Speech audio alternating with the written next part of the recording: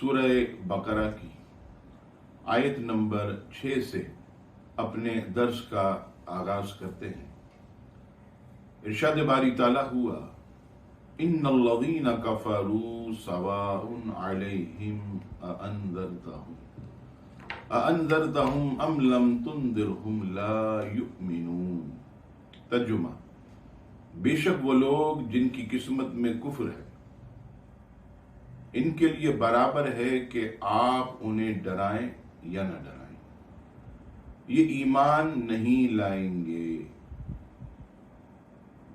تفسیر جلالین اور تفسیر جمل میں ہے، چونکہ ٹھنڈک کی پہچان گرمی سے، دن کی پہچان رات سے، اور اچھائی کی پہچان برائی سے ہوتی ہے، اسی لیے اہل ایمان کے بعد کافروں اور منافقوں کے افعال اور ان کے انجام کا ذکر کیا گیا، تاکہ ان کی پہچان بھی واضح ہو جائے اور آدمی کے سامنے تمام راہیں نمایاں ہو جائیں۔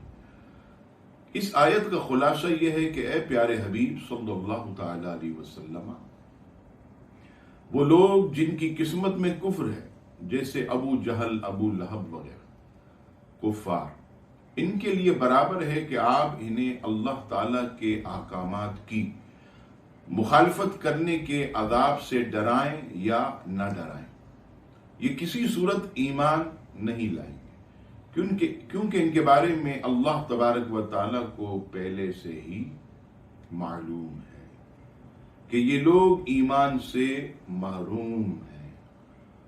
پھر آیت نمبر 7 میں فرمایا ختم اللہ علی قلوبہم وعلی سمعہم وعلی ابصارہم غشاوہ ولہم عذاب عظیم۔ ترجمہ: اللہ نے ان کے دلوں پر اور ان کے کانوں پر مہر لگا دی ہے، اور ان کی آنکھوں پر پردہ پڑا ہوا ہے، اور ان کے لیے بہت بڑا عذاب ہے۔ تفسیر خازن میں امام خازن فرماتے کہ ان کافروں کا ایمان سے محروم رہنے کا سبب یہ ہے کہ اللہ جل شانہ نے ان کے دلوں، ان کے کانوں پر مہر لگا دی، جس کی بنا پر یہ حق سمجھ نہیں سکتے، نہ ہی حق سن سکتے، اور نہ ہی اس سے نفع اٹھا سکتے، اور ان کی آنکھوں پر پردہ پڑا ہوا، جس کی وجہ سے یہ اللہ کی آیات اور اس کی وحدانیت کے دلائل نہیں دیکھ سکتے، اور ان کے لیے آخرت میں بہت بڑا عذاب ہے۔ آیت نمبر 8 میں ارشاد ہوتا ہے وَمِنَ النَّاسِ مَن يَقُولُ آمَنَّا بِاللَّهِ وَبِالْيَوْمِ الْآخِرِ وَمَا هُمْ بِمُؤْمِنِينَ۔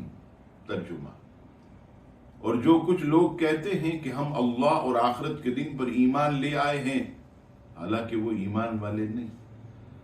تفسیر روح البیان میں علامہ اسماعیل حقی فرماتے ہیں کہ اس سے مراد کفار ہے۔ وَمِنَ النَّاسِ اور کچھ لوگ، منافقوں کو کچھ لوگ کہنے میں اس بات کی طرف اشارہ ہے کہ یہ گروہ بہتر صفات اور انسانی کمالات سے ایسا عاری ہے، اور اس کا ذکر کسی وصف و خوبی کے ساتھ نہیں کیا جاتا، بلکہ یوں کہا جاتا ہے کہ کچھ لوگ ہیں، یعنی منافقین۔ پھر فرمائے یخادعون اللہ والذین آمنوا وما یخدعون الا انفسهم وما یشعرون۔ ترجمہ: یہ لوگ اللہ کو اور ایمان والوں کو فریب دینا چاہتے ہیں، حالانکہ یہ صرف اپنے آپ کو فریب دے رہے اور انہیں شعور نہیں۔ یخادعون اللہ، وہ اللہ کو دھوکہ دینا چاہتے ہیں۔ عزیزان گرامی، اللہ اس سے پاک ہے کہ اسے کوئی دھوکہ دے سکے، وہ تمام پوشیدہ باتوں کا جاننے والا۔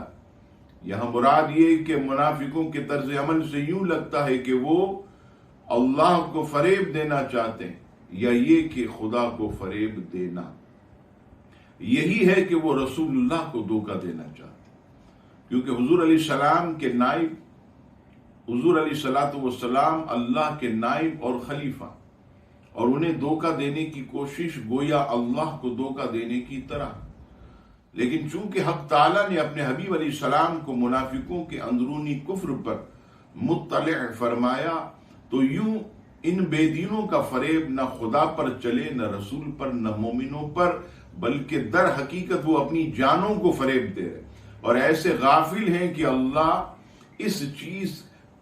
ایسے غافل ہیں کہ انہیں اس چیز کا شعور ہی نہیں۔ فرمایا فی قلوبہم مرض، ان کے دلوں میں بیماری ہے، فزادہم اللہ مرض، تو اللہ نے ان کی بیماری میں اور اضافہ کر دیا، وَلَهُمْ عَذَابٌ عَلِيمٌ بِمَا كَانُوا يَكْذِبُونَ، اور ان کے لیے ان کے جھوٹ کی وجہ سے دردناک عذاب ہے۔ مفسرین فرماتے جس طرح جسمانی امراض ہوتے ہیں اسی طرح کچھ باطنی امراض بھی ہوتے۔ جسمانی امراض ظاہری تندرستی کے لیے سخت نقصان دہ ہوتے اور باطنی امراض ایمان اور روحانی زندگی کے لیے زہر قاتل ہوتے۔ اس آیت میں قلبی مرض سے مراد منافقین کی منافقت اور حضور سے بغض کی بیماری۔ معلوم ہوا کہ بدعقیدگی روحانی زندگی کے لیے تباہ کن ہے، نیز حضور علیہ السلام کی عظمت و شان سے جلنے والا مریض القلب یعنی دل کا بیمار ہے۔ فزادہم اللہ مرضا، تو اللہ نے ان کی بیماری میں اور اضافہ کر دیا۔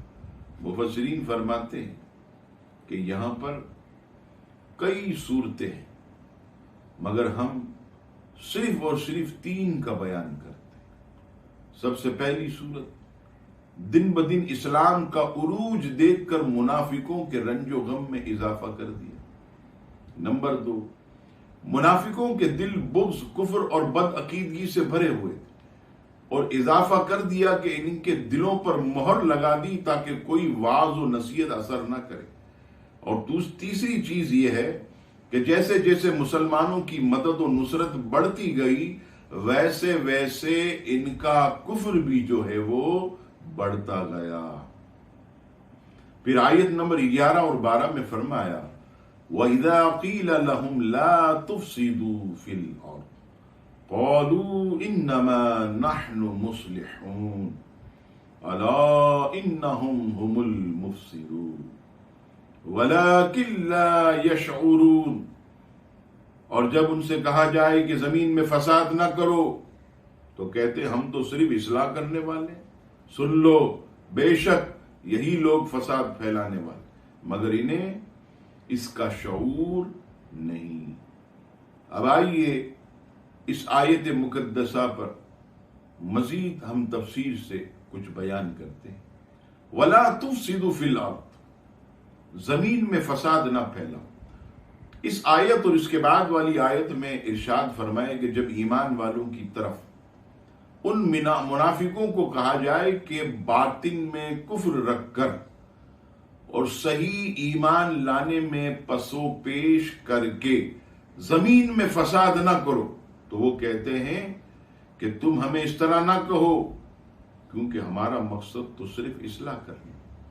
اے ایمان والو، تم جان لو کہ اپنی اسی روش پر قائم رہنے کی وجہ سے لوگ فساد پھیلانے والے ہیں، مگر انہیں اس بات کا شعور نہیں کیونکہ ان میں سے وہ حس باقی نہیں رہی جس سے یہ اپنی اس خرابی کو پہچان سکے۔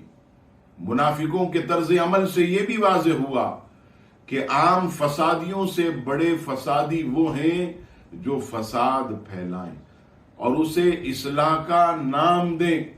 ہمارے معاشرے میں ایسے لوگوں کی کمی نہیں جو دینی اور دنیاوی دونوں معاملات میں فساد کا دروازہ کھولتے، مسلمانوں کا لبادہ اوڑھ کر شرک و بدعت کے فتوے لگاتے، اسلام کے نام پر اور اصلاح کے نام پر شان رسالت، شان صحابہ اور شان اہل بیت میں گستاخیاں کرتے، اکابر اولیاء اللہ کی توہین کرتے، اور ان سے پوچھا جائے کہ یہ کیا کر رہے ہو تو کہتے ہم تو اصلاح کر رہے ہیں۔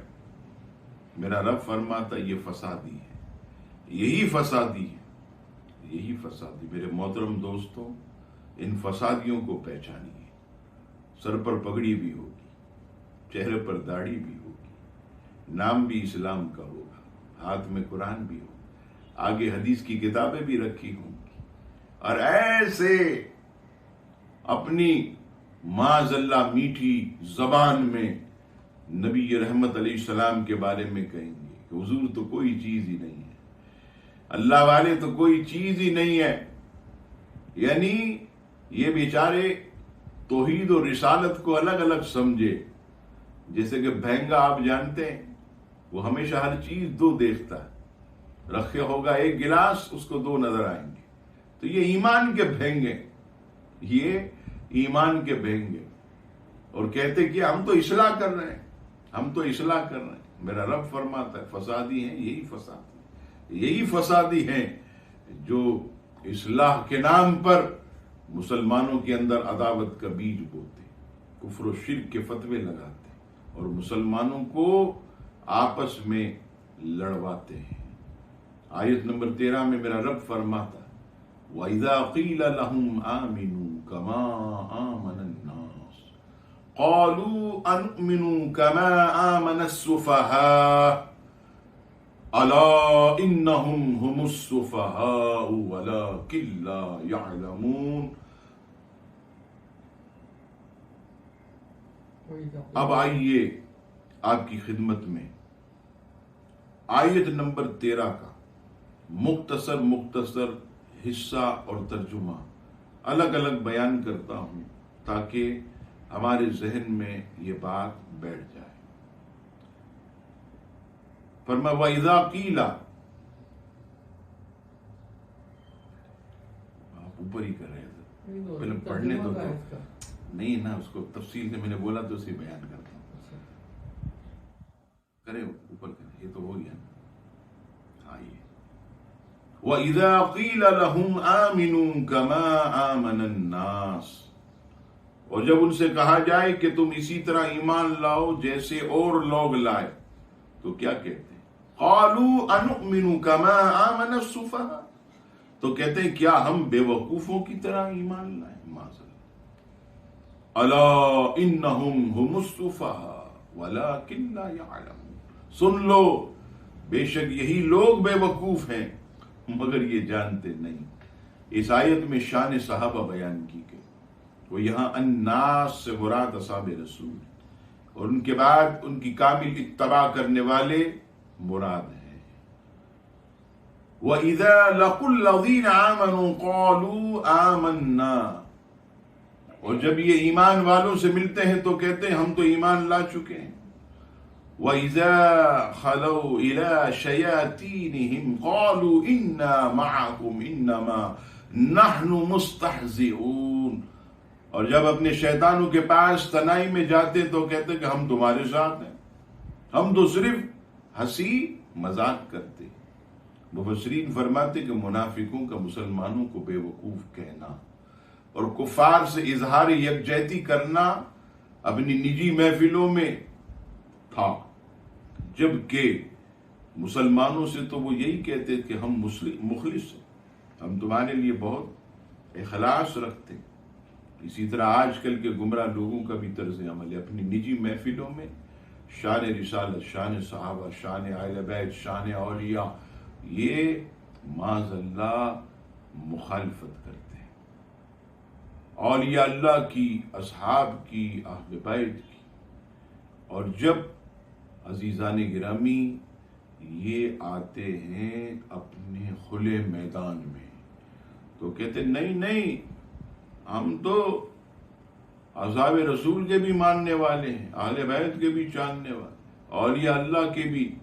یہ منافقانہ طرز عمل ہے، اس سے ہر مسلمان کو جو ہے وہ بچنا چاہیے. اس سے یہ بھی معلوم ہوا کہ منافقوں کا یہ طرز عمل بہت پرانا ہے. یہ لوگ آج کل اپنی منافقانہ پالیسی اختیار کیے ہوئے نہیں ہیں، بلکہ 1400 سال قبل بھی اسی طرح ان کی منافقانہ پالیسی تھی کہ نجی محفل میں کچھ اور مجمع میں کچھ اور، نجی محفل میں کچھ اور، منبر پر مسجد میں کچھ اور. کیا خوب کسی نے کہا کہ سونا جنگل رات اندھیری، چھائی بدلی کالی ہے، سونے والے جاگتے رہیو، چوروں کی رکھوالی ہے۔ تو کسی نے تو کیا خوب کہا کہ لباس کزر میں یہاں سینکڑوں رہزن پھرتے ہیں، گر جینے کی خواہش ہے تو کچھ پہچان پیدا کر۔